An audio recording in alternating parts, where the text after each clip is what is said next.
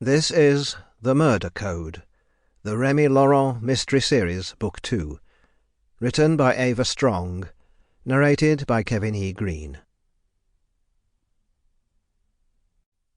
Prologue. East Hampton, Long Island, 2:15 a.m. What a victory! The painting was everything he had hoped for and more.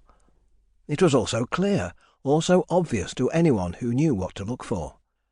Of course, only the select few knew how to look. Billionaire Montgomery Dyson stood alone in the east gallery of one of his mansions, staring at his latest acquisition. A warm summer breeze wafted through the screen window, bringing with it the sharp smell of salt water and the shush of Atlantic surf.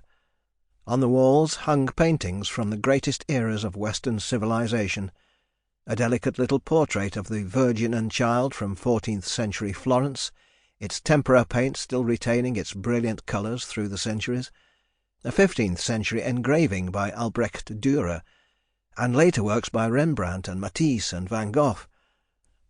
On a gilded table that once graced the interior of Versailles stood a bronze statue by Rodin. Dyson noticed none of these things. He had eyes only for his latest acquisition. An art collector for most of his 68 years, he would have given up all of his vast collection to own the painting he gazed at now. It showed the figure of Death riding a red horse through a starry sky. The figure seemed huge, taking up most of the painting and dominating the little village below. A few lights shone in the cottages.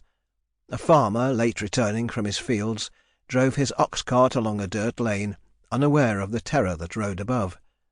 At the lower right corner of the frame stood a country manor with stone turrets and a spacious garden. Bright lights shone from a series of picture windows in one wing, hinting that a party was in progress. Death appeared to be heading for the manor. He had one arm raised high, the cruel curve of his scythe framing a constellation in the night sky. "Fascinating," Dyson murmured, studying the stars in the painting. He went over to a mahogany bookshelf and retrieved a leather-bound volume. Flipping through the pages, he glanced at the painting and then back at the book. No, he muttered to himself, flipping further on in the book. His eyes lit up. Ah, could it be? He looked at the illustration on the page, then at the painting, and back at the page. Yes, I do believe it is.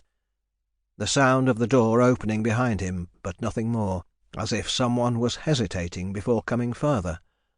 "I don't need anything." Sample complete. Ready to continue?